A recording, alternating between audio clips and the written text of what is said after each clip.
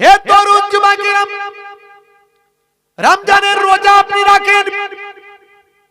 জাপানের বিজ্ঞানী বলেছে এটা অটোফেজি, গ্রিক ভাষা, গ্রিক ল্যাঙ্গুয়েজের নাম দিয়েছে অটোফেজি, যার অর্থ হলো আত্মভক্ষণ।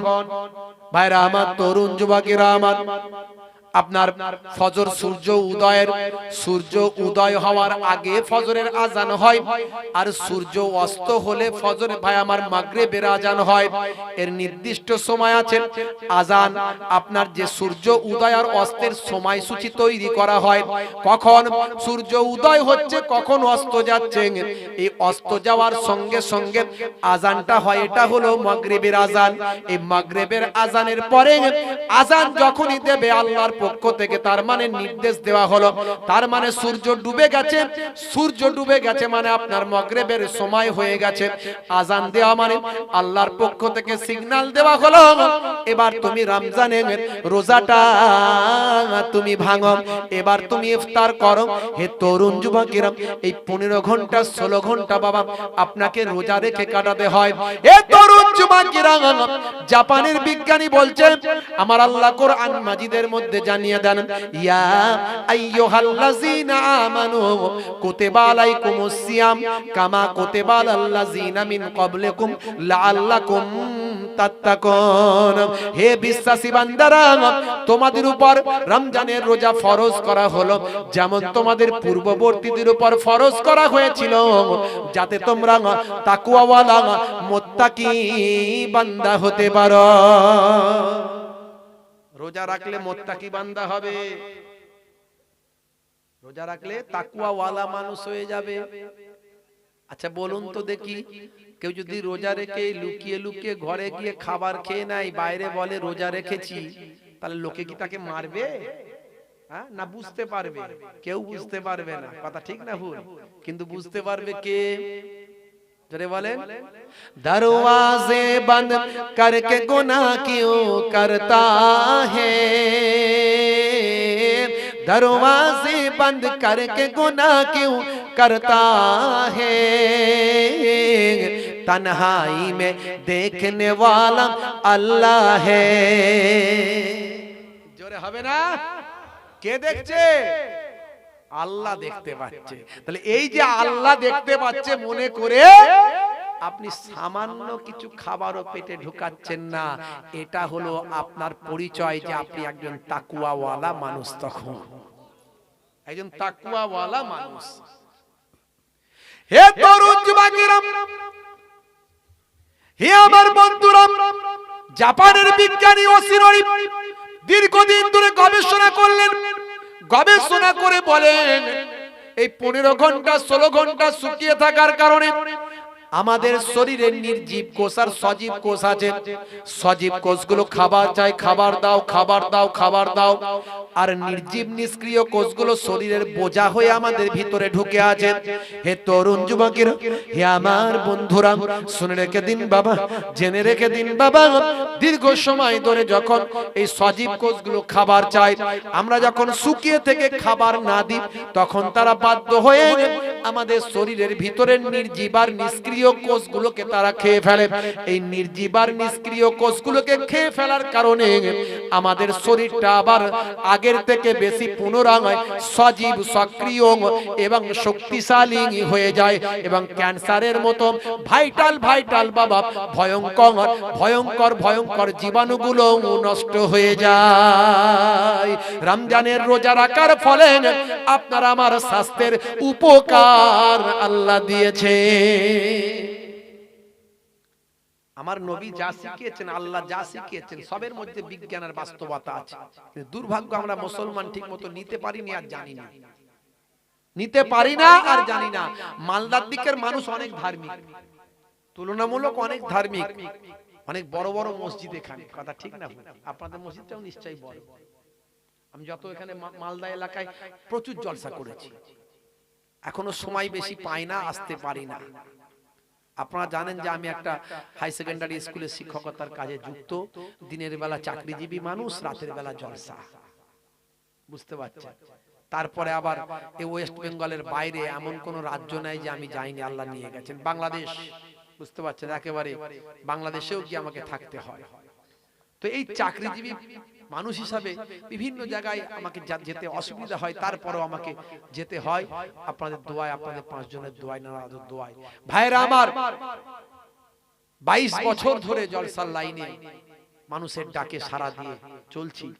14 বছর ধরে হাই সেকেন্ডারি স্কুলে শিক্ষকতার কাজে যুক্ত আছি। বাপজি আমার পড়াশোনা একটু করেছিলাম, আল্লাহ যেটুকু করিয়েছিলেন, title MA, master degree, BEd. তারপরে ওয়েস্ট বেঙ্গলে আমাদের ইস্টার্ন জোনে 3rd হলাম। তো আমার নানাবাড়ি এলাকায় এই হাই স্কুলটা নিলাম। ওখানে কতদিন পারবো জানি না, মানুষের চাপ প্রচুর আর আমারও সমস্যা হয়, তো অনেক প্রোগ্রাম আমি নিতে পারি না। মালদায় অনেক প্রোগ্রাম আছে, আমার অনেক প্রোগ্রাম আছে, কিন্তু আমি নিতে পারি না। মালদা, মুর্শিদাবাদ, দিনাজপুর, এদিকে জলপাইগুড়ি, আলিপুরদুয়ার নিতে পারি না, খুব কম বাছাই করা। সব 2 বছর 3 বছর আগে থেকে সব লেখানো থাকে, বা একটা আছে, দুটো আছে, আর একটা হয়ে গেল পাশাপাশি, তখন নিয়ে ফেললাম, এরকম করতে হয়। তো ভাইরা আমার, একটুখানি ছোট করে আপনাদের বোঝানোর চেষ্টা করব, একটু বোঝার চেষ্টা করুন। আমি আপনাদের কাছে প্রথমে একটা কথা বলেছি, কোম্পানি যখন কোনো প্রোডাক্ট মার্কেটে লঞ্চ করে, সঙ্গে একটা পুস্তিকা দেয়। আমার আল্লাহ মানুষ নামক প্রোডাক্টটা লঞ্চ করেছেন যখন থেকে, তখন থেকেই পুস্তিকা দিচ্ছেন। ঈসা নবীর কাছে ইনজিল, মুসা নবীর কাছে তাওরাত, দাউদ নবীর কাছে জাব্বুর, এরকম প্রত্যেক নবীর কাছে সহিফা, আর আমার আপনার নবীর কাছে দিয়েছেন আল কোরআন। জোরে হবে না? যদি আগুন লেগে ধ্বংস হয়ে যায়, ধ্বংস হয়ে যায় পৃথিবীর সব বইয়ের দোকান, তবু বিশ্ব থেকে হারাবে না পবিত্র কোরআন। জোরে হবে না?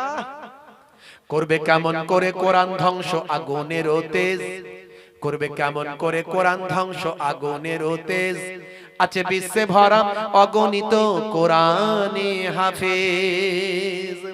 তারা ছাপি আসমানি গ্রন্থ, তারা ছাপি আসমানি গ্রন্থ, বাঁচাবে ইসলামের সম্মান, তবু বিশ্ব থেকে হারাবে না পবিত্র কোরআন। হ্যাঁ, তোমাদের এই কথা শুনবো না আমি ওয়াজ করব? এত লেখা যদি আসে কি করে কি হবে? এই পড়তে পড়তে তো সময় চলে যাবে। দরুদ শরীফ আল্লাহুম্মা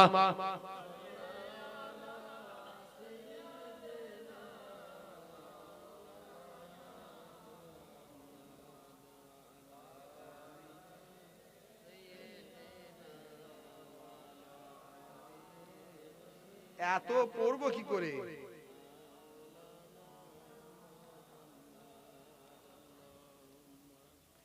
সাল্লে আলা, এগুলো নিয়ে পরে, এগুলো মতভেদী মসলা অনেক উনি লিখেছেন।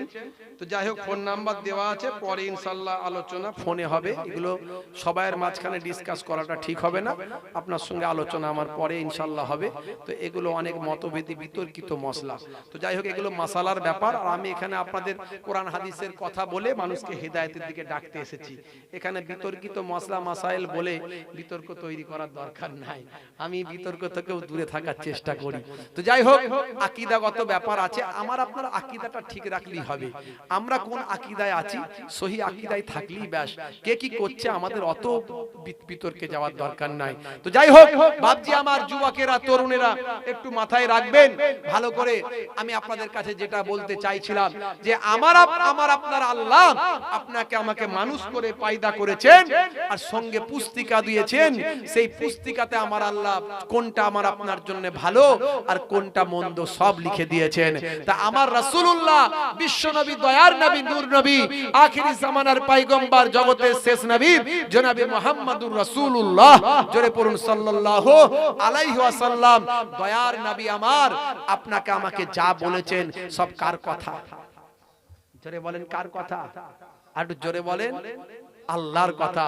আমার আল্লাহ কোরআন মাজিদে তাই জানিয়ে দিয়েছেন, হে দুনিয়ার মানুষ শুনে রেখে দাও, আমার নবী নিজের ইচ্ছায় কোনো কথা বলেননি যতক্ষণ না আমি আল্লাহ ওহী দিয়ে না জানিয়ে দিই। মা ইয়ান্তিকু আনিল হাওয়া ইন হুয়া ইল্লা ওয়াহিয়ুন ইউহা। হে তরুণ যুবকেরা, তাহলে মুসলমানের উপর কটা হক? কটা বলেছিলাম জোরে বলেন? 5টা। প্রথম হলো সালাম, বলেছিলাম না? সালামের জবাব দিতে হবে। ওয়াইয়াদাতিল মারিজ, বিমারি অসুস্থ মানুষকে দেখতে যেতে হবে। তাহলে সালামের মধ্যে বিজ্ঞান বাস্তবতা আছে না নাই? রমজানের রোজার মধ্যে বিজ্ঞান বাস্তবতা আছে না নাই? এই নির্জীব কোষ নিষ্ক্রিয় কোষকে সজীব কোষগুলো খেয়ে নিয়ে আপনার আমার শরীরকে সুস্থ সতেজ সবল বানাচ্ছে, এমনকি ক্যান্সারের জীবাণু পর্যন্ত নষ্ট হচ্ছে, শরীর সুস্থ হচ্ছে। এই আবিষ্কার করে, এটা গবেষণা করে জাপানের বিজ্ঞানী ওসিনোরি নোবেল প্রাইজ পেল। নোবেল প্রাইজ, যে নোবেল প্রাইজ আমাদের এই বাংলার জমিনে একজন পেয়েছিল, কি নাম জোরে বলেন? কবিগুরু রবীন্দ্রনাথ ঠাকুর গীতাঞ্জলি লিখে পেয়েছিল না পায়নি? হে তরুণ যুবকেরা, হে আমার বন্ধুরা, শুনে রেখে দিন বাবা, জেনে রেখে যান। হে মুসলমান একটু শুনুন, একটুখানি লক্ষ্য করুন বাপজি। হে তরুণ যুবকেরা একটু খেয়াল করুন।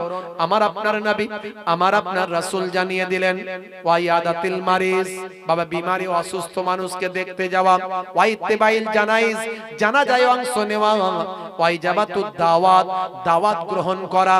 কেউ আপনাকে আমন্ত্রণ দিল, সেই আমন্ত্রণ গ্রহণ করা। এই সবগুলোর মধ্যে বিজ্ঞান বাস্তবতা আছে। আমি বলতে যাচ্ছি না। শেষটা যেটা বলা হলো ওয়া তাসমিয়াতিল আতিস, যখন হজ্জ করবেন, হজ্জ করলে বাবা তাসমিয়া পড়া, হজ্জ করে তুমি বলবে আলহামদুলিল্লাহ। হজ্জ করে কি বলবে? আলহামদুলিল্লাহ। আর যিনি শুনতে পাবে তিনি কি বলবে? ইয়া রাহমাকাল্লাহ বা ইয়া রাহমাকুমুল্লাহ। জি হ্যাঁ, মাশাআল্লাহ। এই তো হুজুররা বসে আছেন দুই দিকে, জিজ্ঞাসা করবেন বাপজি আমার, তরুণ যুবকেরা আমার, মুরব্বিয়ান। হে তরুণ যুবকেরা, বিজ্ঞানী জিজ্ঞাসা করলো মাওলানা সাহেব, আচ্ছা বলেন তো দেখি, আপনাদের নবী যা শিখিয়েছেন সবের মধ্যে বিজ্ঞানের বাস্তবতা পাওয়া যায়, কিন্তু এই হজ্জ করলে আলহামদুলিল্লাহ কেন বলতে হয়?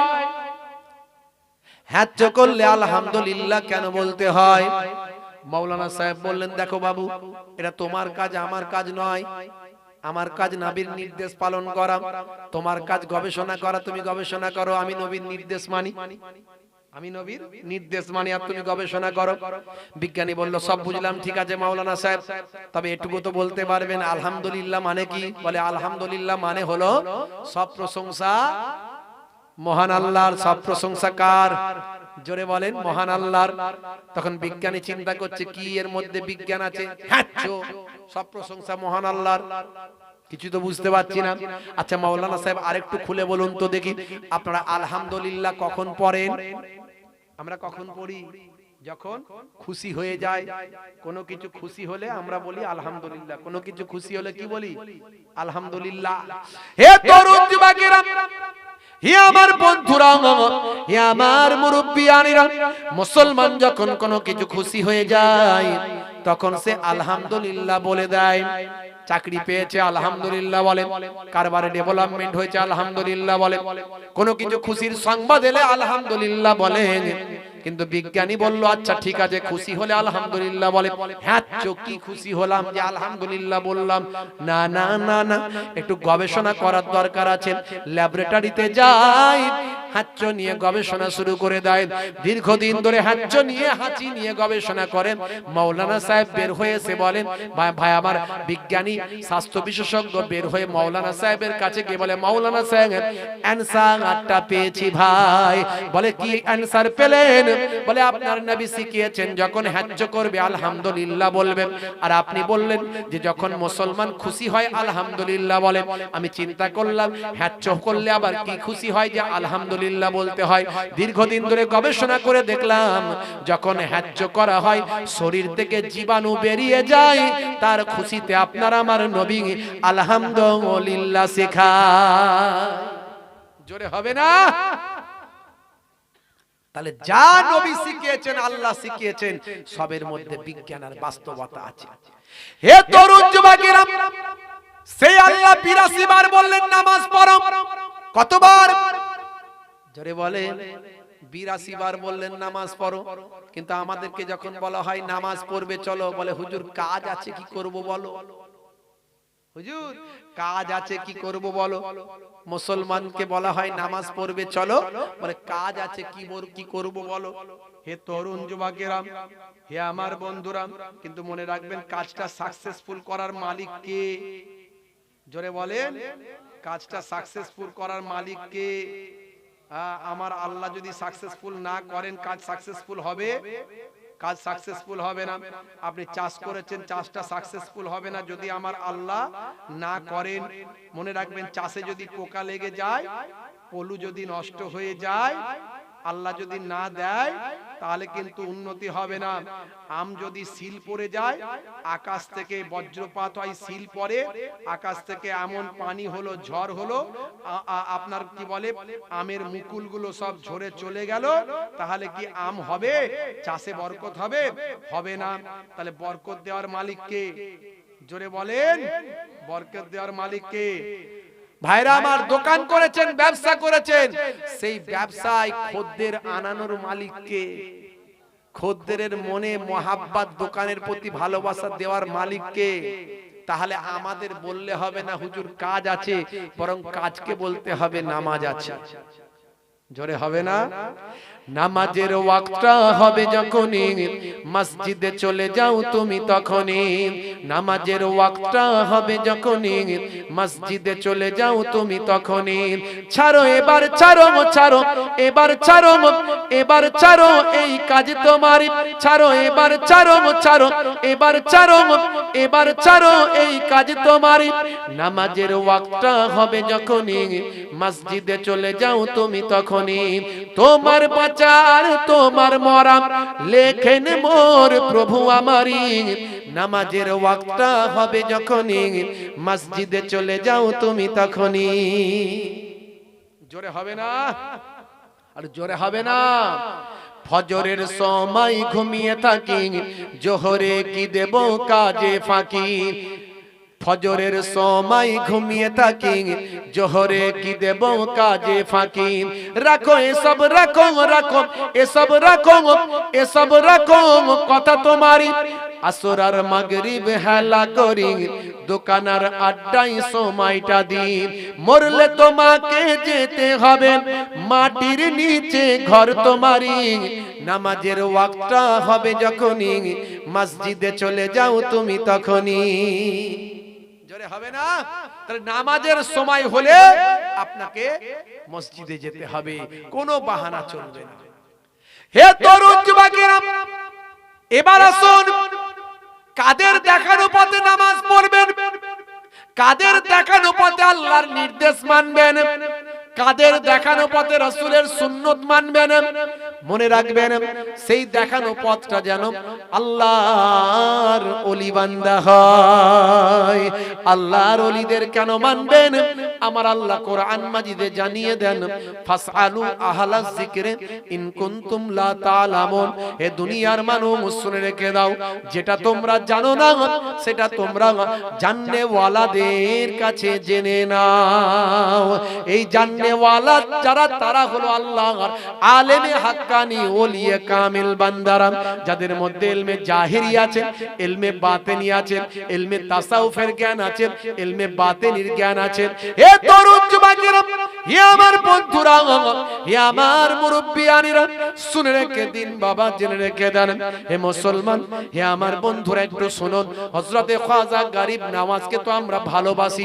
খাজা গরিব নওয়াজ শুধু কেমন আল্লাহর ওলি ছিলেন বাবা, তিনি আল্লাহর ইবাদত না করে কি ওলি হয়েছেন? না না, হযরতে খাজা গরিব নওয়াজ মাইনুদ্দিন চিশতি আজমিরি সঞ্জারি রাহমাতুল্লাহ আলাইহি কেমন আল্লাহর ওলি বান্দা ছিলেন, শুনে রেখে দেন। খাজা গরিব নওয়াজ মাইনুদ্দিন চিশতি আজমিরি সঞ্জারি রাহমাতুল্লাহ আলাইহি যখন হিন্দুস্তানের আজমির শরীফে এসেছিলেন, আজমির শরীফে আনা সাগরের পারে তিনি একটা তাঁবু খাটিয়েছিলেন। আনা সাগরের পারে তিনি একটা তাঁবু খাটিয়েছিলেন, সঙ্গে তার হাতে গোনা কয়েকজন মুরিদ কয়েকজন শিষ্য, অনেকে মুরিদ নাম শুনলে মাথা গরম হয়ে যায়। পীর আবার কি, মুরিদ আবার কি? আরে সহজ ভাষায় বুঝে নাও না রে বাবা। পীর মানে মাস্টার, পীর মানে টিচার, মুরিদ মানে ছাত্র। ঝামেলা মিটে গেল। বলে কোরআনে নাই। কোরআনে নাই, কোরআনে কত জায়গায় আছে। সলেহীন বান্দাদের কথা, ওলিদের কথা, মুর্শিদের কথা, জান্নে ওয়ালাদের কথা আল্লাহ তো ডাইরেক্ট বলছেন, ইয়া আইয়ুহাল্লাযিনা আমানু কু হে দুনিয়ার মানুষ, হে বিশ্বাসী বান্দারা, ইয়া আইয়ুহাল্লাযিনা আমানুত্তাকুল্লাহ, তোমরা আমি আল্লাহকে ভয় করো, ওয়া কুনু মা'আস সাদিকিন, এবং সত্যবাদীদের সঙ্গী হয়ে যাও। সত্যবাদী তো আল্লাহর ওলি বান্দারা। ওলিদের থেকে সত্যবাদী কেউ ভালো বেশি হতে পারবে নাকি? আলেমের মধ্যে জালেমও আছে আর আলেমের মধ্যে আলেমও আছে। আলেমের মধ্যে ওয়ারাসাতুল আম্বিয়াও আছে, আবার আলেমের মধ্যে ওয়ারাসাতুশ শয়তান আছে। যে আলেম বক্তাগুলো গ্রামে গঞ্জে জলসায় গিয়ে গন্ডগোল লাগায়, আমার নবী গন্ডগোল লাগাতেন না গন্ডগোল মেটাতেন? জোরে বলেন, একটু জোরে জোরে বলেন না ভাই। আমার নবী গন্ডগোল লাগাতো না, মিটিয়ে দিত, মিটিয়ে দিত। এখন আমি যদি এসে গন্ডগোল লাগিয়ে দিয়ে যাই, এমন কথা বললুম আপনার মাথা গরম, আমার এই হুজুররা ভাইরা খেপে যাবে, গন্ডগোল লেগে গেল, তাহলে তার মানে কি হলো? আমি এখানে ওয়ারাসাতুল আম্বিয়ার কাজ করলাম না, ওয়ারাসাতুশ শয়তানের কাজ করলাম। কথা ঠিক না ভুল? ভাইরা আমার, তো মনে রাখবেন আলেমদের মধ্যে অনেক দল আছে, কিন্তু যারা হাক্কানি ওলি বান্দা হয়ে যান তারাই হলো প্রকৃত নবীদের ওয়ারিস। জোরে বলুন সুবহানাল্লাহ। তারাই হলেন ওয়ারাসাতুল আম্বিয়া, নবীদের বংশধর। এই আলেমে হাক্কানিদের কথা আল্লাহ কোরআনে বলেছেন। কি বলে? আমার আল্লাহ কোরআন মাজিদে যেমন জানিয়েছেন, বিশ্ব নবী হাদিসের মধ্যে বলেছেন, উলামা ও উম্মতি কা আম্বিয়ায়ে বানি ইসরাইল, আমার উম্মতের মধ্যে যারা আলেমে হাক্কানি হবে তারা হলো বানি ইসরাইল যুগের নবীদের পর্যায়ভুক্ত। বানি ইসরাইল যুগের যেমন নবীরা ছিল, ঈসা নবী, মুসা নবী ছিল না, তেমন আলেমরা, প্রকৃত যারা আলেম হবে তারা নবী বানি ইসরাইল যুগের নবীদের পর্যায়ভুক্ত সম্মানীয় হয়ে যাবে। তো খাজা গরিব নওয়াজ যখন বাবা আজমির শরীফে এসেছিলেন, তখন আজমির শরীফের অবস্থাটা কেমন ছিল জানেন? এমনি কি লোকে খাজা বাবা করে পাগল হয়ে যায়? কিছু মানুষের খাজা বাবার নাম শুনলে তাদের চুলকানি হয়, খাজা বাবার নাম শুনলে তাদের ভালো লাগে না। কিছু মানুষ আছে, বাবা আপনার ভালো না লাগতে পারে, কিন্তু খাজা গরিব নওয়াজ সম্পর্কে কটূক্তি করবেন না বাপ। খাজা গরিব নওয়াজ যেমন তেমন আলেম ছিলেন না, যেমন তেমন ওলি ছিলেন না, যেমন তেমন মানুষ ছিলেন না। তিনি আল্লাহর খাস বান্দা ছিলেন, রাসূলের খাস উম্মত ছিলেন, আর ইবাদত করে, তাকওয়া পরহেজগারি করে আল্লাহর ওলি বান্দা হয়েছিলেন। হে তরুণ যুবকেরা, হে আমার বন্ধুরা, শুনে রেখে দিন বাবা, জেনে রেখে দেন হে মুসলমান, একটুখানি লক্ষ্য করুন বাবা। হযরতে খাজা গরিব নওয়াজ মাইনুদ্দিন চিশতি আজমেরি সঞ্জারি রাহমাতুল্লাহ আলাইহি যখন হিন্দুস্তানের জমিনে যখন এসেছিলেন, হে তরুণ যুবকেরা, আজমির শরীফের জমিনে যখন এসেছিলেন, আজমির শরীফের জমিনে তখন একটা বিশাল বড় টেম্পল ছিল, বিশাল বড় একটা ইবাদতখানা ছিল। এই ইবাদতখানাটা ছিল রাজা আর রানীর নামে। এই রাজা আর রানীর নামে একটা বিশাল ইবাদতখানা আজমিরে ছিল। ভাই আমার, দেশ বিদেশ থেকে বিভিন্ন এলাকা থেকে মানুষ সেই রাজা আর রানীর নামে টেম্পল, উপাসনাগার, উপাসনা গৃহ, আরাধনা গৃহ, সেখানে সে মানুষ ইবাদত বন্দেগী করত, আরাধনা করত, উপাসনা করত। আরে আজমির শরীফের বাবা একটা বাবা, এই একটা বাবা, ভাই আমার দোস্ত আমার, সাগরের নাম আপনারা জানেন যে সাগরটাকে বলে আনা সাগর। এই আনা সাগর কিন্তু বিশাল বড়, আটলান্টিক মহাসাগরের মতো নয়, ভারত মহাসাগরের মতো নয়, সুমেরু কুমেরু মহাসাগরের মতো নয়, আরব সাগরের মতো নয় বাবা। এই তরুণ যুবকেরা, এই আনা সাগর ছিল একটা বিরাট বড় হ্রদ, এই আনা সাগর ছিল বিরাট বড় একটা দিঘি, একটা পুকুর। এই তরুণ যুবকেরা, যারা ওই টেম্পলে আরাধনা উপাসনা করতে আসতো, তারা ওই আনা সাগরে গোসল করত, স্নান করত, লাইতো, লাওয়া ধোয়া করলে তারা মনে করত আনা সাগরের পানিতে আমাদের আমাদের সমস্ত পাপগুলো ধুয়ে চলে যায়। এই তাদের চিন্তা ভাবনা ছিল, আনা সাগরের পানিতে আমাদের সমস্ত পাপগুলো ধুয়ে চলে গেছে। এ তরুণ যুবকেরা, হে আমার বন্ধুরা, হযরতে খাজা গরিব নওয়াজকে ভাই আমার আল্লাহ আনলেন তো আনলেন, পাঠালেন তো পাঠালেন সেই আজমির শরীফের জমিনে, সেখানে পাঠিয়ে দিলে, যেখানে হাজার হাজার মানুষ একটা টেম্পলের ভিতরে এসে ইবাদত বন্দেগী করত, আর তারা মনে করত এই আনা সাগরে গোসল করলে আমাদের সব পাপ ধুয়ে যাবে, সব পাপ মুক্ত হয়ে যাব, আমাদের সব পাপ চলে যাবে। তারা আল্লাহকে মানতো না, নবীকে মানতো না, রাসূলকে মানতো না, আল্লাহকে মানতো না, তারা এক আল্লাহর ইবাদতও করতো না, কিন্তু তারা এই ধারণা ছিল। হে তরুণ যুবকেরা, হযরতে খাজা গরিব নওয়াজ কেমন আল্লাহর ওলি মানতাম। হে মুসলমান, শুনে রেখে দেন, জেনে রেখে দেন, 1450 বছর আগে বিশ্বনবী আমার সোনার জামানে জানিয়ে দেন, মান যারা আলেমান ফাকান্নামা যারানি, যে আলেমে হাক্কানির সঙ্গে জিয়ারত করলো, আলেমে হাক্কানির সঙ্গে মুলাকাত করলো, সে যেন আমি রাসূলুল্লাহ আমার সঙ্গে মুলাকাত করে গেল। আলেমান ফাকান্নামা সাফানি, যে আলেমে হাক্কানির সঙ্গে মুসাফাটা করলো, সে যেন আমি রাসূলুল্লাহ আমার সঙ্গে মুসাফা করে গেল। মান জালাসা আলেমান ফাকান্নামা জালাসানি, যে আলেমে হাক্কানির মজলিসে গিয়ে বসলো, সে যেন আমি রাসূলুল্লাহ আমার মজলিসে এসে বসলো। জোরে হবে না? হে তরুণ যুবকেরা, সেই সময় তৎকালীন যুগের আজমিরের রাজা ছিল, রাজার নাম হলো পৃথ্বীরাজ চৌহান। এই পৃথ্বীরাজ চৌহানের নামে বাবা সেই টেম্পলটা ছিল, রানীর নামে টেম্পলটা ছিল, উপাসনা গৃহটা ছিল। সেখানে হাজার হাজার মানুষ আল্লাহকে বাদ দিয়ে গায়রুল্লাহর নামে ইবাদত বন্দেগী করত। হে তরুণ যুবকেরা, সেই জন্য আল্লাহর নির্দেশে আল্লাহর ওলি বান্দাকে আল্লাহ সেখানে পাঠালেন।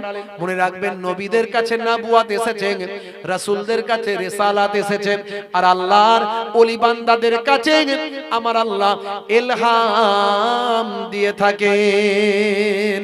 হে তরুণ যুবকেরা, হে আমার মুরব্বিয়ানেরা, হযরতে খাজা গরিব নওয়াজ মাইনুদ্দিন চিশতি আজমিরি সঞ্জারি রাহমাতুল্লাহ আলাইহি কয়েকজন মুরিদানকে সঙ্গে নিয়ে, মুহিব্বিন ভাই আমার মুরিদানকে সঙ্গে নিয়ে চলে এলেন আনা সাগরের পাড়ে। এসে সেখানে একটা বাবা ভাই আমার তাবু তৈরি করলেন, খিমা গাড়লেন সেখানে। বাবা খিমা গাড়লেন যখন, সময়টা হলো আসরের সময়।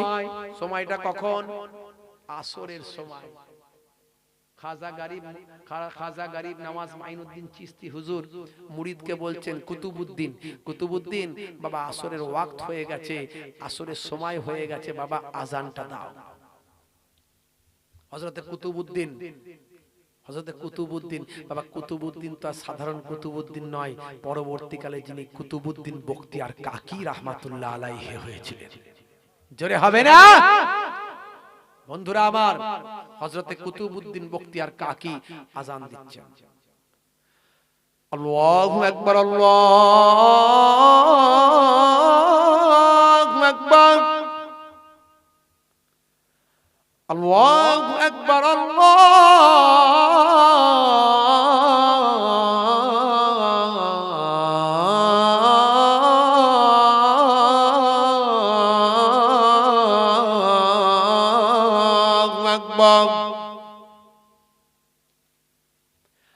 আজানের সুরে, ছন্দে, ভাইব্রেটে চারিদিকে মুখরিত হয়ে গেল। আজানের মধ্যে এত সুন্দর ছন্দ আছে, ভাইব্রেশন আছে, যা মানুষের হার্টের জন্য উপকার। গবেষণা বলছে, আজান যদি সুন্দরভাবে দেওয়া হয়, মানুষের কানে যখন যাবে তখন দুনিয়ার সবকিছু সে ভুলে যাবে, আল্লাহর নামে তার হৃদয়টা প্রকম্পিত হবে, এটা তার স্বাস্থ্যের জন্য, হার্টের জন্য উপকার হয়ে যাবে। এখন আমরা রাস্তাঘাটে যখন ঘুরি, আশপাশ দিয়ে যাই, তখন মাইকের আওয়াজ আসে, কয়েকজন বুড়ো মানুষ আজান দেয়, আল্লাহু আকবার, আল্লাহু আকবার। হিন্দু শোনে, মুসলিম শোনে, খ্রিস্টান, জৈন, বৌদ্ধ যে যাই সে শুনতে পারলে মুসলমানদের আজান হচ্ছে। ভাই আমি ওই চাচার দোষ দিই না, কারণ সেই চাচা ছাড়া মসজিদে আজান দেবার কেউ নাই। যুবক ছেলেরা মসজিদে যায় না, গেলে তো আজান দিত। আজানের যখন সময় হয়, মুসলমানের ছেলে ফ্রি ফায়ার খেলতে পালায়। আজানের যখন সময় হয়, মুয়াজ্জিন আজান দিচ্ছে হাইয়া আলাস সালাহ, মুসলমানের ছেলে বলছে তাড়াতাড়ি মসজিদ তলা থেকে পালা। কেন রে ভাই? বলে মুয়াজ্জিন যদি দেখতে পায় তাহলে বলবে এই পল্টু নামাজ পড়বি আয়, তাড়াতাড়ি পালায়। আপনাদেরকে তো আজানের সঙ্গে সঙ্গে প্রচুর ছেলে পুলে নামাজ পড়ে। কি পড়ে তো নাকি? এই যুবকেরা পড়ে তো নাকি? না পড়ে না? পড়ে না? সর্বনাশ। আল্লাহ ৮২ জায়গায় নামাজের কথা বলেছে, নামাজ পড়তে হবে। নামাজ ছেড়ে দিয়ে কখনো জান্নাতে যাওয়া যাবে না বাপজি। তো যুবকেরা মসজিদে গেলে মসজিদের আজানটা সুন্দরভাবে দেওয়া যাবে। বয়স্ক মানুষ দিচ্ছে, তার উপায় নাই, শরীর অসুস্থ, অ্যাজমা রোগী, কাশি হয়, শরীর ভালো নাই, তাই সুরালো কণ্ঠে আজান দিতে পারে না। কিন্তু আজানের মধ্যে ছিল ছন্দ, ভাইব্রেশন, আজানের মধ্যে ছিল একটা তাল, একটা ছন্দ। কি সুন্দর আজান দিতেন হযরতে বিলাল।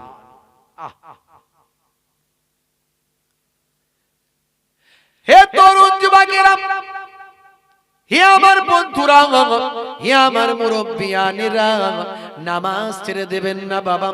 নামাজ ছেড়ে দিয়ে কখনো জান্নাতে যাওয়া যাবে না। যদি আপনি নামাজি হয়ে যান, আমার আল্লাহর কোরআন জানিয়ে দিয়েছেন, ইন্নাস সালাতা তানহা আনিল ফাহশাই ওয়াল মুনকার, নিশ্চয় নামাজ তোমাকে অশ্লীলতা, অন্যায় থেকে দূরে সরিয়ে দেবে। তুমি যখন ৫ ওয়াক্ত নামাজি হয়ে যাবে, তখন তুমি অন্যায় কাজ করতে পারবে না। যখন তুমি নামাজি পরহেজগার হয়ে যাবে, মদের বোতলটা মুখে ঠেকাতে পারবে না। যখন তুমি নামাজি হয়ে যাবে, তুমি একটা মহিলার সঙ্গে খারাপ আচরণ করতে পারবে না। যখন তুমি নামাজি পরহেজগার দাড়িওয়ালা আল্লাহওয়ালা হয়ে যাবে, তখন তুমি জেনা ব্যভিচারে লিপ্ত হতে পারবে না, ইফটিজিং করতে পারবে না। হে মুসলমান, শুনে রেখে দিন বাবা, নামাজ আপনাকে অশ্লীলতা, অন্যায় থেকে দূরে সরিয়ে দেবে বাবা। নামাজ ছেড়ে দেবেন না। মুসলমান শুনে রাখুন, আল্লাহর ওলি বান্দারা নামাজ ছেড়ে দিয়ে কখনো ওলি বান্দা হন না। এমন সময় আজান দিতে বললেন হযরতে কুতুবউদ্দিন বখতিয়ার কাকি, তিনি আজানটা দেওয়া শুরু করলেন। সেই আজানের শব্দে বাবা আকাশ বাতাস মুখরিত হলো। হে তরুণ যুবকেরা, আজমির শরীফের ওই টেম্পলের সামনে বাবা, ওই মন্দিরের সামনে, ওই উপাসনা গৃহের সামনে বাবা অসংখ্য খোদা তারা বানিয়ে রেখেছিল। যেমন কাবা ঘরের সামনে ৩৬০টা খোদা রাখা হয়েছিল, লাত, হুবালাত, উজ্জা, মানাত বলে নাম দেওয়া হয়েছিল। এখানে তেমন আজমির শরীফের ওই টেম্পলের সামনে বিভিন্ন খোদা রাখা হয়েছিল, স্ট্যাচু করে রাখা হয়েছিল, মূর্তি করে রাখা হয়েছিল। কোনটা বিদ্যার খোদা, কোনটা বুদ্ধির খোদা, কোনটা জ্ঞানের খোদা, কোনটা রুজির খোদা, কোনটা পানির খোদা, কোনটা বায়ামার খাদ্যের খোদা, কোনটা ইলমের খোদা, বিভিন্ন নাম দেওয়া হয়েছিল। হযরতে কুতুবউদ্দিন বখতিয়ার কাকি যখন আজানটা দিলেন, দেবার সঙ্গে সঙ্গে সাধারণ মানুষরা ভাবলো আবার কি কোনো আল্লাহর আগমন ঘটলো, আবার কোন গড, আবার কোন উপাসনার জন্য কাউকে এখানে রাখা হবে নাকি, এটা তার স্লোগান নাকি, এই চিন্তা করে মানুষ ব্যতিব্যস্ত হলো। হে তরুণ যুবকেরা, এদিক ওদিক থেকে যখন মানুষ সেখানে এসে উপস্থিত হয়ে দেখলাম কয়েকজন ফাকি মানুষ, কয়েকজন সুফি মানুষ, কয়েকজন দরবেশ মানুষ আনা সাগরের পারে আল্লাহর নামে নামাজে দাঁড়িয়ে আছে।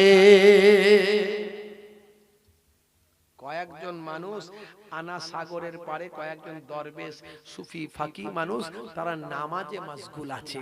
তারা এসে কিছুক্ষণ ধরে দেখলো, দেখে জিজ্ঞাসা করলো নামাজের পরে, কে বাবা, তোমার পরিচয়টা কি? তখন খাজা গরিব নওয়াজ মাইনুদ্দিন চিশতি আজমেরি সঞ্জারি রহমাতুল্লাহ আলাইহি বললেন, বাবা আমি আল্লাহর বান্দা আর রাসূলের গোলাম। জোরে হবে না? বাবা এখানে কেন এসেছেন? কয়েকদিন থাকবো, আল্লাহ আনিয়েছেন তাই এসেছি। কয়েকদিন থাকবো বাবা, আমার আল্লাহ ঠিক জায়গায় ঠিক মানুষকে পাঠিয়েছেন। হে তরুণ যুবকেরা, দেখতে দেখতে মাগরিবের সময় হয়ে গেল। এমন সময় আবার হুজুর বললেন, বাবা কুতুবউদ্দিন আযান দাও। আবার আযান দিলেন। আকাশ বাতাস মুখরিত হয়ে গেল, মানুষের কানে কানে খবর পৌঁছে গেল। আল্লাহর মাহবুব বান্দা কয়েকজনকে নিয়ে নামাজ শুরু করলেন। মাগরিবের সালাতটা আদায় করলেন, নামাজটা আদায় করলেন। হে তরুণ যুবকেরা শুনে রেখে দেন, হে আমার বন্ধুরা জেনে রেখে দেন, বাবা নামাজটা হয়ে গেল। আল্লাহর নেক বান্দা, আল্লাহর মাহবুব বান্দা আল্লাহর জিকিরে ইবাদতে মশগুল হয়ে গেলে। আল্লাহর ওলি বান্দাদের মধ্যে তাকওয়া আছে, পরহেজগারি আছে, খোদাভীরু আছে। শুধু ইবাদত আপনাকে জান্নাতে নিয়ে যেতে পারবে না। ইবাদত যদি ইবাদতের মধ্যে মহব্বত থাকে, মহব্বত ওয়ালা ইবাদত যদি হয়, আল্লাহ এবং রাসূলের মহব্বতে যদি ইবাদত হয়, তবেই সেই ইবাদতটা জান্নাতে নিয়ে যাবে। লোক দেখানো ইবাদত হলে ফাওয়াইলুল লিল মুসাল্লিন, ওই সমস্ত নামাজীরা ধ্বংসপ্রাপ্ত। আল্লাযীনা হুম ইউরাউন, যারা দেখানোর জন্য তা করেছে। ওই দেখানো, লোক দেখানো নামাজি, লোক দেখানো আমল, লোক দেখানো ইবাদত আল্লাহর দরবারে কাজে লাগবে না। বাজারে গিয়ে পটলের দাম জিজ্ঞাসা করছে, বাবু পটল কত করে? আর বড় হাইব্রিড তসবিহ বের করেছে, খাটাখাট গুনছে, খাটাখাট খাটাখাট। বাবা পটল কত করে? বলে 20 টাকা, 20 টাকা, এই 15 টাকা হবে না? খাটাখাট খাটাখাট। তসবিহও চালাচ্ছে, পটলের দামও হচ্ছে, তসবিহও চালাচ্ছে, আলুর দামও হচ্ছে। ভাই ইঞ্জিন কি ডবল ইঞ্জিন নাকি? আর ইবাদত কি দেখানোর জিনিস? আগা ইবাদত লোককে দেখে দেখে করার জিনিস, অত সহজ নয়। লোক দেখানো কাজ আল্লাহর দরবারে কবুল হবে না। হে তরুণ যুবকেরা, হে আমার বন্ধুরা, শুনে রেখে দিন বাবা, জেনে রেখে দেন। হে মুসলমান, হে আমার বন্ধুরা, বাবা নামাজ ছেড়ে দেবেন না, বাবা রাসূলের সুন্নাত ছেড়ে দেবেন না। বাবা আল্লাহর ওলি বান্দারা তারা নামাজ ছেড়ে দেননি, তারা রাসূলের সুন্নাত ছেড়ে দেননি, তারা বাবা দ্বীন ভুলে যাননি। আল্লাহর যারা নেক বান্দা হয় তারা রাসূলের সুন্নাত মেনে চলেন। বাবা হে তরুণ যুবকেরা, হে আমার মুরব্বিয়ানেরা, শুনে রেখে দিন বাবা, জেনে রেখে দেন, আমাকে আপনাকে আল্লাহ মানুষ বানিয়েছেন, সেরা মানুষ হয়ে যান। আল্লাহর ওলিরা কেমন ভাবে ইবাদত বন্দেগী করেছেন, খাজা গরিব নওয়াজের ছোট্ট ঘটনার মাধ্যমে আমি আপনাদের সামনে তুলে ধরব। হে তরুণ যুবকেরা, আল্লাহর ওলি বান্দারা কিভাবে আল্লাহ ওয়ালা হয়েছেন। বাবা আজ থেকে আপনি প্রতিজ্ঞা করুন, রাসূলের সুন্নাত অনুযায়ী চলবেন, নামাজ ছেড়ে দেবেন না, ওলিয়া উলিয়াদের ভালোবাসবেন, সুদ খাবেন না, জেনা ব্যভিচার থেকে দূরে থাকবেন, মহিলাদের সম্মান করবেন, মায়ের সেবা করবেন, বাপের সেবা করবেন, ছোটদের স্নেহ করবেন, বড়দের সম্মান করবেন, আলেম ওলামাদের ইজ্জত করবেন।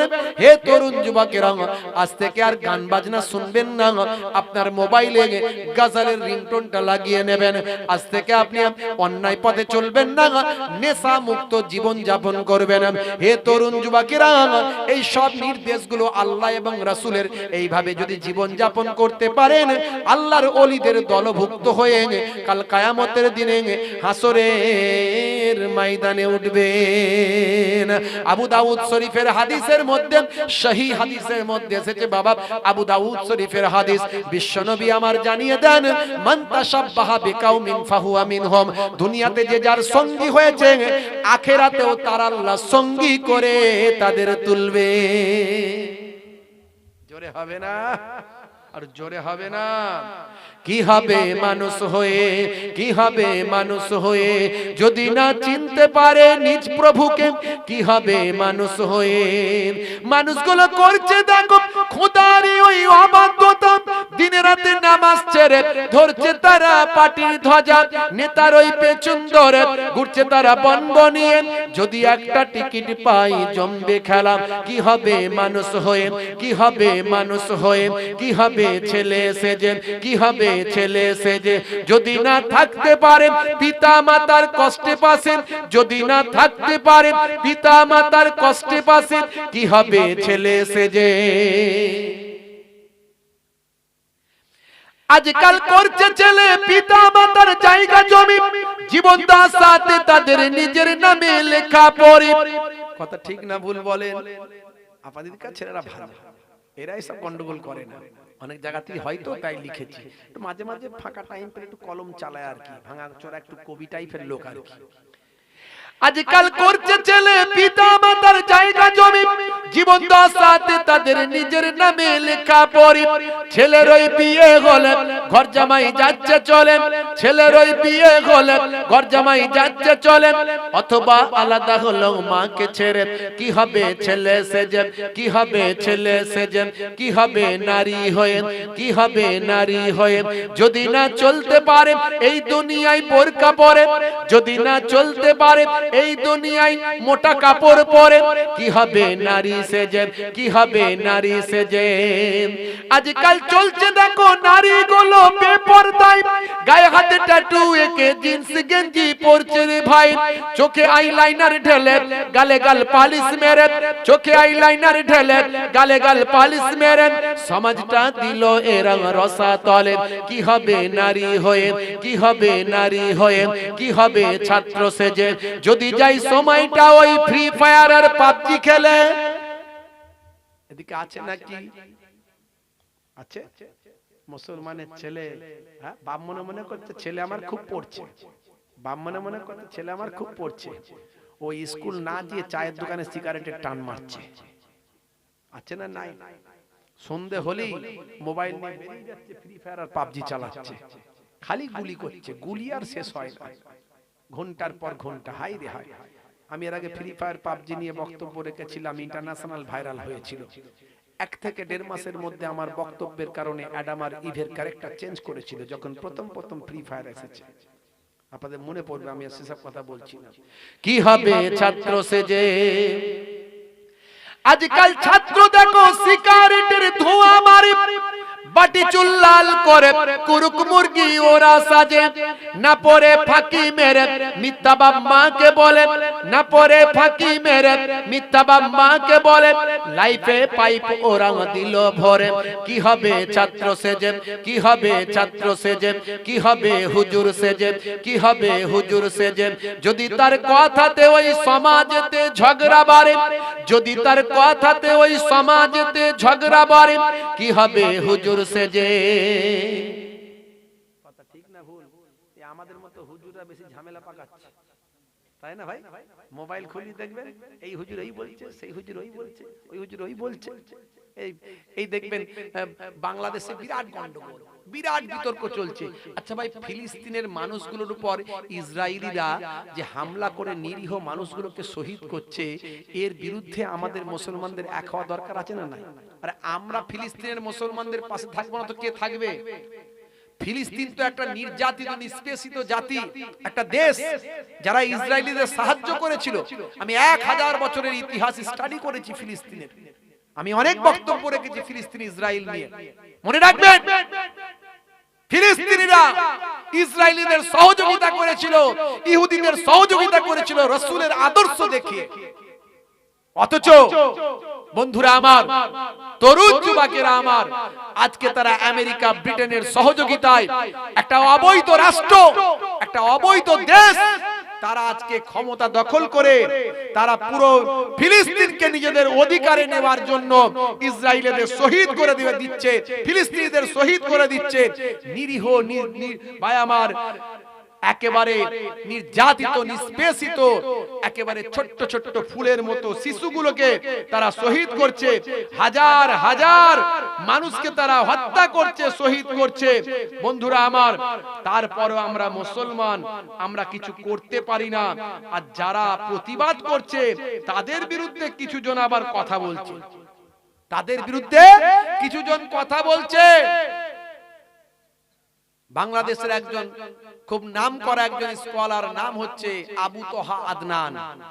তার সঙ্গে আমার আকীদাগত কিছু মতপার্থক্য থাকতে পারে, কিন্তু তিনি একটা খুব বড় কথা বলেছেন। তিনি বলেছেন, তুমি যত বড়ই মোল্লা মৌলবী হয়, যত বড়ই তুমি যে আকীদারি মানুষ হও, যে মাযহাবের সিলসিলার যে আকীদারি মানুষ হও, যদি তোমার হৃদয়ে, যদি তোমার আকীদা যদি ফিলিস্তিনিদের পাশে না দাঁড়িয়ে ইহুদিদের পাশে দাঁড়ায়, তোমার আকীদা যদি ফিলিস্তিনের নির্যাতিত নিষ্পেষিত মানুষের হয়ে কথা না বলে, তাহলে তোমার সে আকীদার প্রতি আমি থুতু নিক্ষেপ করি। এই কথাটা বলার পর ভাইরাল হয়েছে বাংলাদেশে তোলপাড়। তোলপাড় হয়েছে। এই আমাদের এই মুর্শিদাবাদের একজন আগে মোবাইল রিপেয়ারিং এর কাজ করতে, এখন শায়েখ হয়ে গেছে, দেখবেন আরবি পড়তে পারে না, সহি উচ্চারণ করতে পারে না, দু চারটে হাদিস বলবে, কোরআন বলবে, তাও ভুল, বুঝতে পারছেন? সে আবার আবু তহা আদনানের বিরুদ্ধে খুব বলছে, দেখছি, ওরে বাপ রে বাপ। বন্ধুরা আমার, তরুণ যুবকেরা আমার, আপনার মনে দয়া হয় না? আপনি কি করে মুসলমান বলে দাবি করেন? বলছে ফিলিস্তিন নাকি অন্যায় করেছে, তাদের নাকি ঠিক হয়নি, ইহুদিদের সঙ্গে লড়াই করতে যাওয়া তাদের নাকি ঠিক হয়নি। আরে ভাই, এই লড়াই তারা নিজেরা স্বেচ্ছায় করতে যায়নি, তাদের হাজার হাজার মানুষ শহীদ হয়ে যাচ্ছে। ভাই আমার, পিতার কোলে পুত্র মারা যাচ্ছে, মায়ের কোলে কন্যা মারা যাচ্ছে, সন্তানের সামনে বাপ শহীদ হচ্ছে, মেয়ের সামনে মা শহীদ হচ্ছে, তাদের দেশে আজকে হাহাকার চলছে। তাদের ভাই আমার ইচ্ছাকৃত হবে তাদের লড়াই করার কোনো জায়গা নাই, কিন্তু একটা অবৈধ রাষ্ট্র, যে রাষ্ট্রটা ভাই আমার, যে মানুষগুলোকে তারাই সহযোগিতা করেছিল 1919 সালে প্রথম পোল্যান্ড থেকে কিছু ইহুদি তারা নির্যাতিত হয়ে মুসলমানদের কাছে সহযোগিতা নিয়ে ভাই আমার গাজার 2 কিলোমিটার দূরে কিটবুসে তারা অবস্থান করে এদেরই ক্ষেত খামারে কাজ করে জীবন যাপন করত, তারাই পরবর্তীকালে ব্রিটেন আমেরিকার সাহায্য নিয়ে একটা বিশাল শক্তিশালী রাষ্ট্র হয়ে তারা বলছে এটা আমাদের দেশ, আমরা থাকতে দিলাম, খেতে দিলাম, জায়গা দিলাম, এখন বলছে তোমরা চলে যাও আমাদের দেশ। এটা লড়াইটা সেখান থেকে, এই লড়াই আজকের নয় রে ভাই, এই লড়াই 75 বছর আগের লড়াই। আর এরা বলছে হামাস নাকি ভুল করেছে, এতদিন মার খেয়েছে, এখনো মার খেলি ভালো হতো, মারতে গেছে কেন? সবকিছুর একটা শেষ আছে বাবা। ইসলাম জিন্দা होता है हर কারবালা के बाद। কারবালা না হলে তো ইসলাম জিন্দা হবে না, লড়াই না হলে তো পৃথিবীতে আলোড়ন সৃষ্টি হবে না। দীর্ঘদিন ধরে মার খেয়েছে, এবার মেরেছে এবং মারছে, আরো মারবে। ভাইরা আমার, এই লড়াই চলতে থাকবে। যদিও কোন নিরীহ মানুষের হত্যা, নিরীহ মানুষ মারা যাওয়া ইসলাম সমর্থন করে না, আমরা সমর্থন করি না। ইসলাম শান্তির কথা বলে। আজ ফিলিস্তিনের মানুষগুলো যখন হাহাকার করছে, তারা বলছে আমাদের সাহায্য করো, আমাদের জন্য তোমরা কথা বলো, সেই সময় বিশ্বের সমস্ত আলেম ওলামারা চুপ থাকতে পারে না। খালি ওই সমস্ত মৌলবীগুলো চুপ করে আছে এবং ইসরায়েলের গুণকীর্তন করছে, ইহুদিদের দালালি করছে, আর মুসলমানদের, হামাসের, ভাই আমার, ফিলিস্তিনের বিরোধিতা করছে। তার কারণ একটাই, ওরা ইহুদিদের কাছ থেকে তোলা পাচ্ছে। বন্ধুরা আমার, তরুণ যুবকেরা আমার, আজকে ফিলিস্তিনের মানুষগুলো হাহাকার করে কি বলছে? मैं ही तो फिलिस्तीन हूँ, तुम मुझको बचा लो ना, जालिम जुल्म करे रखते थे बये बन्ना, मस्जिदे अक्सा तो सुदू तो আমার নাম, কিবলা তো মুসলমানের, তবে একলা কেন আমরা? জালিম ইসরাইল বোমা ঘরে ফেলে, ফুলের মতো শিশু পিতার কোলে মরে, মোদের মা বেটিকে 75 বছর ধরে ইজ্জত তাদের লুটে, জালিম যখন চাইবে উঠনা भी तुम्हें होगा, जगना भी तुम्हें होगा, रुकना भी तुम्हें होगा, लड़ना भी तुम्हें होगा। জোরে হবে না? আরে জোরে হবে না? 1948 সালটার আগেতে ইসরায়েল নামে কোন দেশ ছিল না মানচিত্রে, জার্মানি নাৎসিদের কাছে ইহুদিরা মার খেয়ে আসে সরল ফিলিস্তিনে, मस्जिदे अक्सा को कब्जा भी वही ने किया, फिलिस्तीनी को कब्जा भी वही ने किया, मैं ही तो फिलिस्तीन हूँ, तुम मुझको बचा लो ना, जालिम जुल्म करे रखते थे बये बन्ना।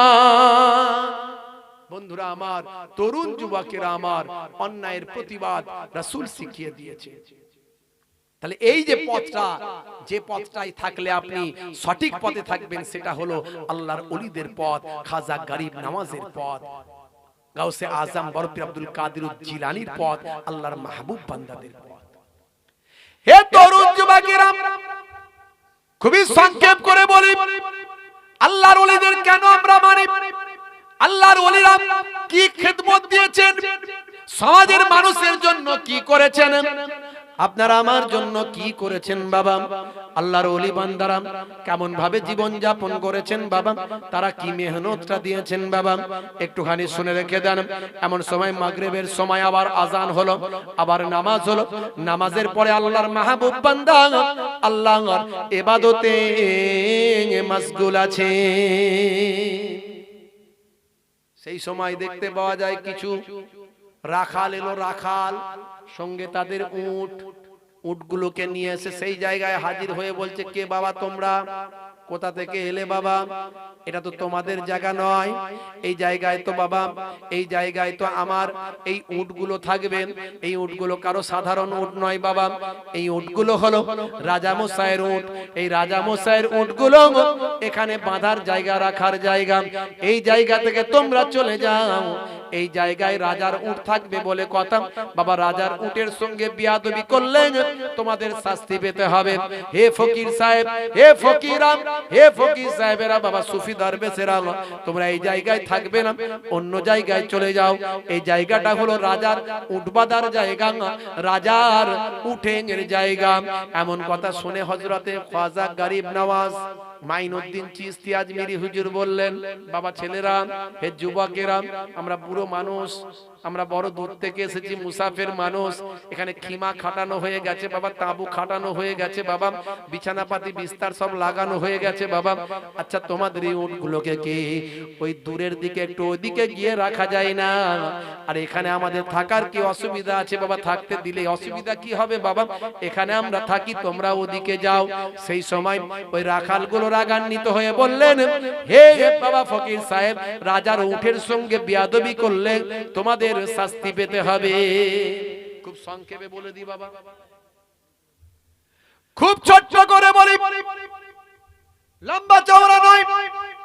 এমন সময় দেখতে পাওয়া যায়, সংক্ষেপ করে বলি, সেই সময় হযরতে খাজা গরিব নওয়াজ যখন এই শাস্তির কথা শুনলেন, রাজার উট বলে কথা, এখান থেকে উঠে না গেলে শাস্তি পেতে হবে, তখন হযরতে খাজা গরিব নওয়াজ মাইনুদ্দিন চিশতি আজমিরি সঞ্জারি রাহমাতুল্লাহ আলাইহি সেই সময় মুরিদদের বললেন, কুতুবউদ্দিনকে বললেন, বাবা কুতুবউদ্দিন চলো বাবা, খিমাটা গুড়িয়ে নাও বাবা, বাবা এখান থেকে তাঁবুটা খুলে নাও, দেখছে তো কি বলছে, এই জায়গায় যদি আমরা থাকি তাহলে নাকি আমাদের শাস্তি পেতে হবে, চলো বাবা চলো, কুতুবউদ্দিন চলো, ওইদিকে সরে গিয়ে ওখানে একটা খিমা তৈরি করি, এখানে থাকা যাবে না বাবা, এটা নাকি রাজার উটের খিমা, এটা নাকি রাজার উটের জায়গা, এখানে নাকি ওদের উট রাখা হয়, উটের এখানে আস্তানা, এই জায়গায় উট নাকি বসবে, তবে মনে রাখবে বাবা কুতুবউদ্দিন, উট যে বসবে, আমি মাইনুদ্দিন বলি, উট আর উঠবে না, উট বসবে আর উঠবে না। চলে গেলেন সেখান থেকে খানিকটা দূরে। কথাটা কিন্তু রাখালেরা শুনেছিল, কথাটা রাখালেরা শুনেছিল। এই আপনাদের খুব কষ্ট হয়ে যাচ্ছে মনে হয় নাকি? হ্যাঁ, রাত তো বাড়ছে, আর বেশি নয়, অল্প একটুখানি বলে এটুকু বলে শেষ করব। হে তরুণ যুবকেরা, 11টা 12:30, 12:30, হে জওয়ান যুবকেরা, হে আমার মুরব্বিয়ানেরা শুনে রেখে দেন, এমন সময় দেখতে পাওয়া যায় হযরতে কুতুবউদ্দিন বখতিয়ার কাকি রাহমাতুল্লাহ আলাইহি বাকি মুরিদানেরা সেখান থেকে চলে গেলেন, আবার পাশে কিছুটা দূরে গিয়ে একটা খিমা তৈরি করলেন, তাবু তৈরি করলেন। বাবা হে তরুণ যুবকেরা, হে আমার মুরব্বিয়ানেরা শুনে রেখে দিন বাবা, এমন সময় দেখতে পাওয়া যায় রাতটা কেটে গেল, ফজর হয়ে গেল, সকাল হয়ে গেল, উট সেখানে বসে আছেন। সকালবেলা আবার রাখালেরা এলো, রাখালেরা এসে রাজার উটগুলোকে আবার চড়াতে নিয়ে যাবে বাবা, বেশ অনেকগুলো উট সেখানে। এমন সময় উটগুলো উটগুলোকে তোলার চেষ্টা করলো, উটগুলোকে টানাটানি করতে লাগলো। প্রতিদিন যেমন ভাবে তোলে আজকেও সেভাবে তুলতে লাগলো, কিন্তু যতই তোলার চেষ্টা করুক না কেন উট আমার সেই জায়গা থেকে মোটেও উটের আর ওঠে না। সেই সময় রাখালদের মধ্যে একটা রাখাল বলল, শুনেছিলাম কালকে ওই বাবা ফকির সাহেব বলেছিল, ওই বুজুর্গ মানুষটা বলেছিল, বাবা আমাদের তুলে দিচ্ছ যখন, উট যখন এখানে বসবে উট আর উঠবে না। ওই ফকির সাহেব যা বলেছেন সেটাই ঘটে গেল। তাদের মধ্যে থেকে কেউ বলল, সাধারণ কোন ফকির নাই, এগুলো সব পীর, এগুলো বাবা অনেক দেবতা, এগুলো অমুক, এগুলো তমুক। এইভাবে তারা নিজেদের মধ্যে আলোচনা করতে লাগলো। তারা বলল আর কোনো উপায় নাই, এত টানা হিচড়া করলাম, ধাক্কা মারলাম, এত গোজাগুজি করে তোলার চেষ্টা করলাম, কিন্তু উট যখন উঠছে না, নিশ্চয়ই ফকির বাবার কারামতি। হে তরুণ যুবকেরা, সেই সময় তারা চলে গেল কোথায়? সেই সময় তারা রাজা পৃথ্বীরাজের কাছে গেল। রাজা পৃথ্বীরাজ চৌহানকে গিয়ে বলল, রাজা মশাইয়ের কাছে খবরটা দিয়ে দাও তাড়াতাড়ি, একটা ফকির এসেছে। সেই ফকির সাহেব যা বলেছে তাই হয়ে যাচ্ছে। সেই ফকির সাহেব বলেছে আমাদের উট নাকি আর উঠবে না, তারপর থেকে আমাদের উট ওখান থেকে মোটেও ওঠে না। রাজা মশাই বলল, সর্বনাশ, ওই ফকিরকে একবার ডাকো তো দেখি, কে সে ফকির, কোথা থেকে এলো, কি তার পরিচয়, কি করছে, কি বলতে চাইছে। ডাকা হলো। এমন সময় কয়েকজন এসে খবর দিলেন। খবর দেওয়ার পরে হিন্দুস্তানের বাদশাহ, শাহিনশাহ বাদশাহ, সুলতানুল হিন্দ হযরতে খাজা গরিব নওয়াজ মাইনুদ্দিন চিশতি আজমেরি সঞ্জারি রাহমাতুল্লাহ আলাইহি, সেই সময় বাবা ওই কয়েকজন মুরিদকে সঙ্গে নিয়ে চলো বাবা কুতুবউদ্দিন রাজ দরবারে। রাজার দরবারে গিয়ে হাজির। রাজা যত বড়ই নিষ্ঠুর হোক, যেই হোক না কেন, আল্লাহর ওলিদের আল্লাহর চেহারাতে এমন একটা জিনিস দিয়েছেন, আল্লাহর ওলির চেহারা দেখলে প্রত্যেকেরই হৃদয় আলোকিত হয়, প্রত্যেকের হৃদয় মহাব্বত তৈরি হয়। আল্লাহর ওলির নূরানি চেহারা দেখে রাজা মশাই সেই সময়, ভাইরা আমার, রাজা মশাই সেই সময় আল্লাহর ওলিকে সম্মান দিতে লাগলেন। জোরে বলুন সুবহানাল্লাহ। দিয়ে বললেন, বাবা আপনি কে? বলে আমি আল্লাহর বান্দা, রাসূলের গোলাম। বাবা আপনি কি জন্য এখানে এসেছেন? আল্লাহর হুকুমে এসেছি বাবা। কতদিন থাকবেন? বেশ কদিন থাকবো বাবা, নিয়ত করে এসেছি।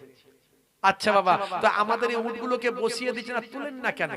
না ওরা আমাকে ওখান থেকে সরিয়ে দিয়েছে, তাই বলেছি বাবা উট বসবে আর উঠবে না। সত্যি তো আর ওঠে না।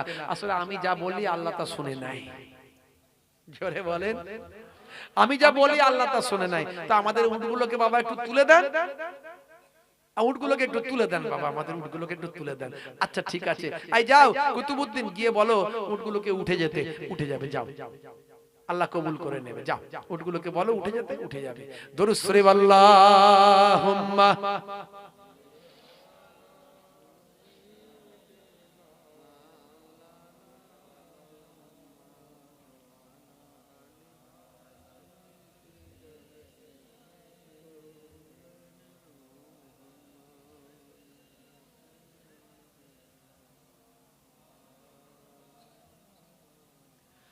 আল্লাহ তোমার কাছে ডাকি বারে বার, করুণা আমার উপর করো গো আবার। আল্লাহ তোমার কাছে ডাকি বারে বার, করুণা আমার উপর করো গো আবার। আল্লাহর ওলি গরিব নওয়াজ ভক্ত নিয়ে আজমিরে যান। আল্লাহর ওলি গরিব নওয়াজ ভক্ত নিয়ে আজমিরে যান। আনা সাগরের পারে গিয়ে হুজুর সেখানে তাবু খাটান। আনা সাগরের পারে গিয়ে হুজুর সেখানে তাবু খাটান। জনতা বলে কি তোমার নাম? জনতা বলে কি তোমার নাম? রাসূলের উম্মত খোদার গোলাম। জোরে হবে না? জোরে হবে না? হে তরুণ যুবকেরা, এমন সময় রাজা মশাই বললেন, আচ্ছা বাবা শুনে রেখে দেন, আমি নাকি শুনলাম আপনি নাকি আপনার ভক্তরা আনা সাগরে গিয়ে হাত মুখ ধুচ্ছে। তার মানে ওযু করছে আনা সাগরে গিয়ে। আপনি নাকি আনা সাগরে নামছেন, আপনার ভক্তরা নাকি আনা সাগরে নামছে। আপনারা তো জানেন আনা সাগরটা আমাদের জন্য কতটা পবিত্র। আমরা আনা সাগরে স্নান করি, আমাদের ভক্তরা শিষ্যরা আনা সাগরে স্নান করে। আনা সাগরে স্নান করলে আমাদের পাপ ক্ষয় হয়। আর আপনারা বিধর্মী মানুষ কোথা থেকে এসেছেন আর আনা সাগরে গিয়ে আপনারা হাত মুখ ধুচ্ছেন। মনে রাখবেন আমাদের আনা সাগরকে দয়া করে অপবিত্র আপনারা করবেন না, আনা সাগরে নামবেন না, আনা সাগরকে অপবিত্র করবেন না। যদি একান্ত আপনাদের পানির প্রয়োজন হয়, এক বালতি পানি আপনারা তুলে নেবেন, এই এক বালতি পানি নিয়ে সেখানে ব্যবহার করবেন। পানি শেষ হলে আবার পানি তুলে নেবেন। তবে মনে রাখবেন পানি তুলতে গিয়ে যেন আপনাদের শরীর না ডুবে যায়, কারণ আপনারা বিধর্মী মানুষ। আমাদের আনা সাগর পবিত্র, আমরা সেখানে স্নান করি। আমাদের ভক্ত শিষ্যরা হাজার হাজার মানুষ দেশ বিদেশ থেকে আসে, তারা সেখানে স্নান করে। এই স্নান করলে, গোসল করলে তাদের পাপটা সেখানে ধুয়ে পরিষ্কার হয়ে যায়। এই পবিত্র পুকুরকে, পবিত্র সাগরকে আপনারা নোংরা করবেন না, কারণ আপনারা হলেন বিধর্মী মানুষ। তবে যতটুকু প্রয়োজন ততটুকু পানি নিতে পারেন, শরীরটা যেন না ডুবে যায়, হাতটা যেন না ডুবে যায়। এই কথা শুনে আল্লাহর ওলির মনটা বড় খারাপ হলো, বড় দুঃখ পেলেন। হে তরুণ যুবকেরা, কুতুবউদ্দিনকে ডাকলেন, বাবা কুতুবউদ্দিন এদিকে এসো। যাও যাও, রাজা মশাই বলেছেন আনা সাগরে নাকি আমাদের হাত মুখ ধোয়া যাবে না। তার মানে আমরা আনা সাগরে ওযু করতে পারবো না, আনা সাগরে আমরা লাইতে পারবো না, স্নান করতে গোসল করতে পারবো না। আনা সাগরে নাকি আমাদের হাত মুখ ধোয়া যাবে না। যাও যাও, রাজা মশাই বলেছেন আনা সাগরে যদি আপনার ভক্তরা হাত মুখ ধোয় তাহলে কিন্তু বাধ্য হয়ে আমাকে শাস্তি দিতে হবে। কত বড় কথা বলেছে শুনেছো বাবা কুতুবউদ্দিন, শুনে রেখে দাও। বাবা কুতুবউদ্দিন যাও যাও যাও, একটা লোটা বালতি নিয়ে গিয়ে আনা সাগর থেকে পানিটা গিয়ে তুলে নাও। হে তরুণ যুবকেরা, হে আমার বন্ধুরা, শুনে রেখে দিন বাবা, জেনে রেখে দেন। এমন সময় দেখতে পাওয়া যায় হযরতে কুতুবউদ্দিন বখতিয়ার কাকি রাহমাতুল্লাহ আলাইহি খাজা গরিব নওয়াজের নির্দেশে গিয়ে একটা বালতি নিয়ে আনা সাগরে হাত না ডুবিয়ে তিনি তুলে নেন। এই একটা বালতি যখন আনা সাগর থেকে যখন ডুবিয়ে দিলেন, ডুবিয়ে যখন তুলছেন, একটা ঘূর্ণি ঝড়ের মতো ঝড় হয়ে একটা কুদরতি ক্ষমতা সেখানে কাজ করে। সমস্ত আনা সাগরের পানিটা শুকিয়ে গিয়ে একটা বালতিতে উঠে চলে আসে। জোরে হবে না? আর জোরে হবে না? ভাইরা আমার, তরুণ যুবকেরা আমার, আল্লাহ তোমার কাছে ডাকিবারে বার, আল্লাহ তোমার কাছে ডাকিবারে বার, ক্ষমতা তুমি প্রভু দাও না আবার। আল্লাহ তোমার কাছে ডাকিবারে বার, ক্ষমতা তুমি প্রভু দাও না আবার। রাজার কথাতে দুঃখ পেলেন খাজা বাবা মুরিদে বলেন, রাজার কথাতে দুঃখ পেলেন খাজা বাবা মুরিদে বলেন, যাও বাবা কুতুব দরিয়ার ধারে এক লোটা পানি আনো গো তুলে। যাও বাবা কুতুব দরিয়ার ধারে এক লোটা পানি আনো গো তুলে। এক লোটা পানিতে দরিয়াটা, এক লোটা পানিতে দরিয়াটা শুকিয়ে হলো পুরো ফাঁকা।